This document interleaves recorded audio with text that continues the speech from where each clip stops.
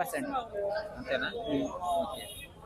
అంటే ఒక డైరెక్టర్ గారు ఇప్పుడు రాజమౌళి గారు బాహుబలి సినిమా తీశారు. ఎవరు ఏ క్యారెక్టర్ సరిపోతారు అనేది దాని ప్రకారం పెట్టారు. ఇందులో అది కొంచెం మిస్ అయిందేమని నా వ్యక్తిగతంగా అనుకుంటున్నా. దీంట్లో కమల్ హాసన్ యాక్టింగ్ లో కమల్ హాసన్ గారి క్యారెక్టర్ ఉన్నది. ఆయన క్యారెక్టర్ ఇంకా ఏం క్యారెక్టర్ అనేది ఆయన డిసైడ్ కాలే ఎండింగ్ వరకు కూడా. ఎండింగ్ లో ఏదో బాణం పెట్టి చూపించారు. అడిగి కట్టప్ప పొడిస్తే ఎందుకు పొడిచిండు అన్నట్టుగా అదొకటి ఆడ ఆపిర్రు. కానీ పెద్ద ప్రియారిటీ ఏం లేదు. కట్టప్ప ఎందుకు పొడిచిండు ప్రభాస్ అనేది అది పెద్ద సస్పెండ్. అది పెద్ద మామూలు సస్పెండ్ కాదు.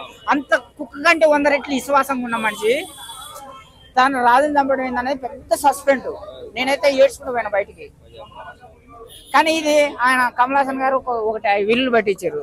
అది క్యారెక్టర్ ఏందనేది డిసైడ్. అసలు అది మహాభారతమా కురుక్షేత్రమా సినిమాకి వ్యతిరేకం కాదు, నేను ఎవరికి వ్యతిరేకం కాదు. కానీ నా అభిప్రాయం చెప్తున్నా, కొంచెం మార్పులు చేసుకునే అవకాశం ఉంది. అమితాబ్ బచ్చన్ లేకపోతే సినిమా లేదు భయ్య. ఆయన కాళ్ళకు దండం పెట్టాలి. నిజం చెప్తున్నా. నేను ప్రభాస్ గారు కూడా చెప్తా. ప్రభాస్ గారి సినిమా ఇది, ఆయన హీరో. కానీ ఆయన హైలైట్. అమితాబ్ బచ్చన్ గారు దండం పెట్టాలి.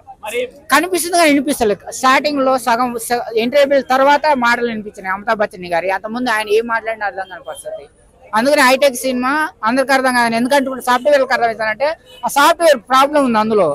మరి సినిమా థియేటర్లు ఉందా, డైరెక్టర్లు ఉందా, వాడు ఎడిటింగ్ చేసే కాడ మ్యూజిక్ ఎక్కువ పెట్టేసి బ్యాక్గ్రౌండ్ మ్యూజిక్ ఎక్కువ వస్తుంది, మాటలు తక్కువ వస్తుంది. ఇప్పుడు బాహుబలి రేంజ్ లేదు. నా వ్యక్తిగత అభిప్రాయం మాత్రమే. లేదు, అందులో ప్రతి క్యారెక్టర్ ఎందుకు వచ్చింది ఎందుకు పోయింది అనేది ఉన్నది. ఇందులో ఎందుకు పుడుతుండే తెలియదు, ఎందుకు సస్తుండే తెలియదు. మహాభారతమా కురుక్షేత్రమా భూలోకమా అర్థం కాని పరిస్థితి. అది మధ్యలో వేలాడుతుంది. అది ఆ స్టోరీ అనేది మధ్యలో వేలాడబడుతుంది. అది ఉత్తరం పనుకొని లేస్తున్నాడు ఆయన, నెత్తుకోకుండా ఆయన. నేను ఎందుకు పెట్టారో అర్థం కాని పరిస్థితి. బ్రహ్మానందం గారు అదొక ఇల్లు, ఆ ఇల్లు అంటే ఈయన అద్దె కట్టాలంట. అదొక ఇల్లు, ఏం క్యారెక్టర్ లేదు. ఆయన ఇంట్లో ఈయన అద్దెకున్నాడంట. ఈయన ఎప్పుడు అద్దెకు పోయింది తెలియదు, ఎప్పుడు ఉన్నట్టు తెలియదు. లటకం చూపిస్తుంటే అద్దె కట్టట్లేదు రా అంటే కడతలే అని ఈయన అంటాడు. ఇది నేను బిగ్ బాస్ పోవాలని ట్రై చేస్తున్నా బ్రో. అదే విషయం. అది విషయం అయితే ఓవరాల్ గా ఆ హీరోయిన్ అయితే కత్తిలాగుంది, నడువు బాగుంది. ఒకటే సాంగ్ ఉంది కానీ ఆ సాంగ్ బాహుబలికి మించిన సాంగ్స్ రావు నాకు తెలుసు. అసలు ఇది స్టోరీ ఏందనేది బాగా బుర్ర పెట్టాలి. బుర్ర పెట్టి ఆలోచించి మనం అసలు ఏం స్టోరీ అని అర్థం చేసుకోవాలి. ఇక రాజమౌళి మించాలంటే ఆయన కాలు కింది పెట్టేసి 100 రెట్లు వెనకట సంవత్సరాలు మునులు తపస్సు చేసారంట. అట్లా తపస్సు చేసినా గానీ కాదు నేను అనుకున్నా. ఎందుకంటే బాహుబలి సినిమాలో కమల్ హాసన్ గారు లేరు, అమితాబ్ బచ్చన్ గారు లేరు, విజయ్ దేవరకొండ గారు లేరు, ఆర్జీవి గారు లేరు.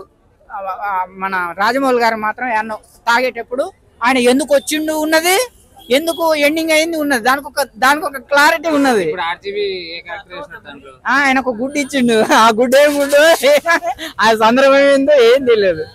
ఇప్పుడు ప్రభాస్ గారు బాహుబలి సినిమాలో ప్రభాస్ గారు దావత్ చేసుకోవడం కోసం ఒక దాంట్లో పోతాడు, ఆయన ఇస్తాడు, దానికి ఒకటి ఉన్నది. దీనికి ఏముంది, ఆర్జీ గారు గుడ్డు ఇచ్చిండు, ఏ సందర్భంలో ఇచ్చిండు, సందర్భం ఏంది, సందర్భం లేదంటారు. అది అంటే డైరెక్టర్ గారు కొన్ని మనం చూసుకోవాలి. రాజమౌళి గారు ప్రతి విషయం చూసుకొని చేశాడు. నాకు తెలిసి అయితే ఇక చరిత్రలో నిలిచిపోతాడయ్యా రాజమౌళి గారు. ఇప్పుడు రాముడు ఎట్లా చరిత్రలో నిలిచిపోతుండో నేను అనుకున్నా కదా, రాజమౌళి గారు మించేస్తాడు ఈ సినిమా. అందరు ఉన్నారు, పెద్ద పెద్ద మేధావులు ఉన్నారు, ప్రపంచ మేధావులు అంటే కమల్ హాసన్ గారు ప్రపంచ మేధావి లాగా హీరో పరంగా, అమితాబ్ బచ్చన్ గారు ప్రపంచ మేధావి, మన రాజమౌళి గారు ఉన్నారు, ఆయన పెద్ద ప్రియారిటీ ఏం లేదు, ఆర్జీవి గారు పెద్దగా ఏం లేదు. అది ఈ మూవీకి ఓవరాల్ గా ఎంత రేటింగ్ ఇస్తారు? నేను రేటింగ్